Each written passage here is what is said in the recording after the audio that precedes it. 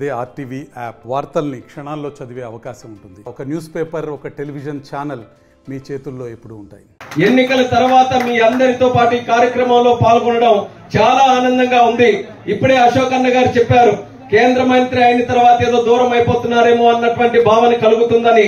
అటువంటి భావన ఎక్కడా కూడా కలగకుండా చూసుకోవడానికి అన్ని విధాలుగా మీకు అండదండలు అందిస్తూనే ఉంటానని తెలియజేయడానికి ముఖ్యంగా ఈ కార్యక్రమానికి కూడా హాజరు కావడం జరిగింది.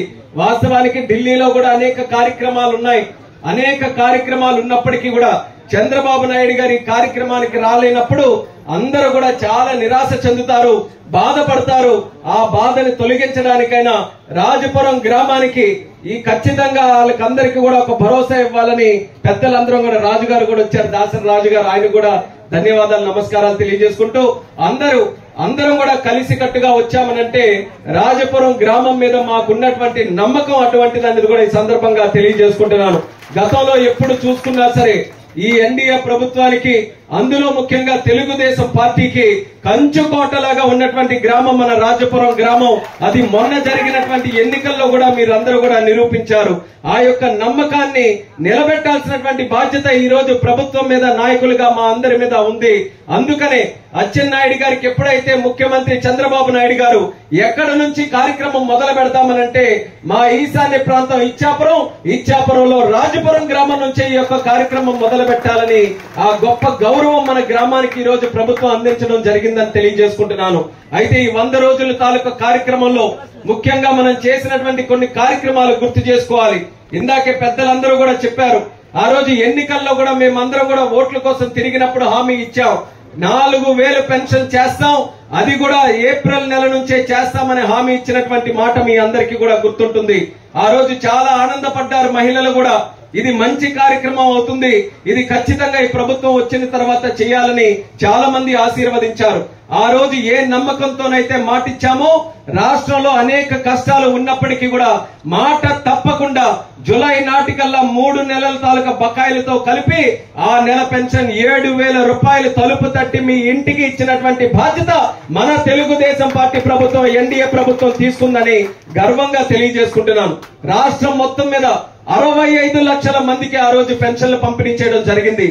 అదే తరహాలో ప్రతి నెల 1వ తేదీ వస్తే ఎక్కడా కూడా ఎటువంటి ఆలస్యం లేకుండా, ఆదివారం అయితే ఒక రోజు తర్వాత కాకుండా ఒక రోజు ముందే చేసి మీ అందరికీ కూడా పెన్షన్లు ఇచ్చే బాధ్యత చంద్రబాబు నాయుడు గారు తీసుకుంటున్నారని తెలియజేస్తున్నాను. ఇది చిన్న విషయం కాదు. రాష్ట్రం తాలూకా పరిస్థితి అచ్చెన్నాయుడు గారు చెప్పినట్టు ఈ రోజు ఒక పేషెంట్ ఐసీయూలో ఉంటే ఏ రకంగా ఉంటుందో ఈ రోజు ఆంధ్రప్రదేశ్ రాష్ట్రం తాలూకా పరిస్థితి ఆ రకంగా ఉంది. జగన్మోహన్ రెడ్డి తాలూకా 5 సంవత్సరాల పరిపాలనలో రాష్ట్రంలో రోడ్లు ఉన్నాయి, కానీ రోడ్ల మీద రోడ్డు తక్కువ, గుంతలు ఎక్కువగా ఉన్నాయి. ట్యాప్లు, పైప్ లైన్లు ఉన్నాయి, కానీ ఆ పైప్ లైన్ లో నీరు తక్కువ, గాలి ఎక్కువగా ఉంది.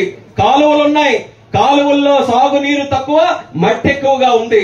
ఈ రోజు రాష్ట్రంలో ఖజానా చూసుకుంటే డబ్బులు తక్కువ, అప్పులు ఎక్కువతో ఈ రోజు ఉన్నటువంటి రాష్ట్రాన్ని మళ్లీ గాడిలో పెట్టాలనంటే చిన్న విషయం కాదు. కానీ చంద్రబాబు నాయుడు గారు ఆయనకున్నటువంటి ఆలోచనలతో, ఆయనకున్నటువంటి అనుభవంతో కష్టాలు ఎన్నున్నా పర్వాలేదు, మనం భరిద్దాం, కానీ ప్రజలు మాత్రం మన అందరికీ కూడా ఎంతో నమ్మకం పెట్టుకొని గెలిపించారు. ఆ నమ్మకాన్ని మాత్రం మనం వమ్ము చేయకూడదని అంచెలంచెలుగా ఒక్కొక్క కార్యక్రమాన్ని మొదలు పెట్టుకుంటూ వస్తున్నాం. పెన్షన్ల కార్యక్రమం చేశాం, 5 రూపాయలకి అన్నం పెట్టే కార్యక్రమం. ఎవరికైనా తప్పు చేసిందా అన్నా క్యాంటీన్ అని అడుగుతున్నాను. ఎందుకు మూయించాపు కొట్టాడు, ఎంతమంది ఆకలితో ఎన్ని ఇబ్బందులు పడ్డారు ఆ రోజు. అటువంటి అన్నా క్యాంటీన్లు కూడా తెరిపిస్తామని 100 రోజుల్లోనే సుమారు 170 అన్నా క్యాంటీన్లు తెరిచినటువంటి ప్రభుత్వం మన ఎన్డీఏ ప్రభుత్వం అనేది కూడా ఈ సందర్భంగా తెలియజేసుకుంటున్నాను. అలాగే వాటితో పాటు ఉద్యోగాల కోసం అలమటిస్తున్నాం. మనం అందరం పిల్లలకి చదివిస్తున్నాం, ఉద్యోగాలు లేవు. అటువంటి సమస్య కూడా గుర్తించి చంద్రబాబు నాయుడు గారు వచ్చిన వెంటనే పెట్టినటువంటి ఒక సంతకం, మళ్లీ డిఎస్సి టీచర్ ఉద్యోగాలు సుమారు 16,000 ఉద్యోగాలకి నోటిఫికేషన్ తీసినటువంటి ఘనత కూడా మన ప్రభుత్వం వచ్చి 100 రోజుల్లో చేసినటువంటి ఘనతని తెలియజేస్తున్నాను. ఇలా ఎన్నో కార్యక్రమాలు. ఒక పక్కన కష్టాలు ఉన్నప్పటికీ కూడా రాష్ట్రం డెవలప్ చేయాలని ఒక పక్కన రాష్ట్ర ప్రభుత్వం, మరొక పక్కన కేంద్ర ప్రభుత్వం ఇద్దరూ కూడా కలిసి కార్యక్రమాలు చేయడం జరుగుతుంది. అది రానున్న కాలంలో ఏదైతే ఈ 100 రోజుల్లో చిన్న ఫౌండేషన్ మనం వేసుకున్నామో ఈ ఫౌండేషన్ మరింత బలోపేతం చేసుకొని భవిష్యత్తులో ఇంకా మంచి కార్యక్రమాలు చేయడానికి అన్ని చర్యలు కూడా తీసుకుంటామని ప్రజల అందరికీ కూడా ఒక నమ్మకం ఈ సందర్భంగా తెలియజేస్తున్నాం.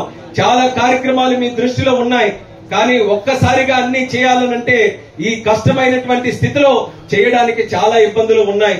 ఈ రోజు ఈ చెత్త ఏదైతే జగన్మోహన్ రెడ్డి రాష్ట్రం అంతా కూడా చెత్త వదిలి వెళ్ళాడో ఆ చెత్తని తీయడానికి ఈ రోజు పనంతా కూడా సరిపోతుంది. అయినప్పటికీ కూడా ప్రజల తాలూకా నమ్మకం నిలబెట్టాలని అన్ని కార్యక్రమాలు కూడా చేస్తున్నాం. భవిష్యత్తులో మనం ముఖ్యంగా శ్రీకాకుళం జిల్లా చాలా సందర్భాల్లో మనం అందరం కూడా మాట్లాడుకుంటాం ఇంకా అభివృద్ధికి నోచుకోలేనటువంటి జిల్లా అని. ఆ తాలూకా రూపురేఖలు మార్చాలని ఈ రోజు యంగ్ టీమ్ తో అందరం కూడా కలిసికట్టుగా పనిచేస్తున్నాం. మరిన్ని వీడియోస్ కోసం ఛానల్ ని సబ్స్క్రైబ్ చేయండి, లేటెస్ట్ అప్డేట్స్ కోసం వాట్సాప్ ఛానల్ ని ఫాలో చేయండి అండ్ లింక్ డిస్క్రిప్షన్ లో ఉంది.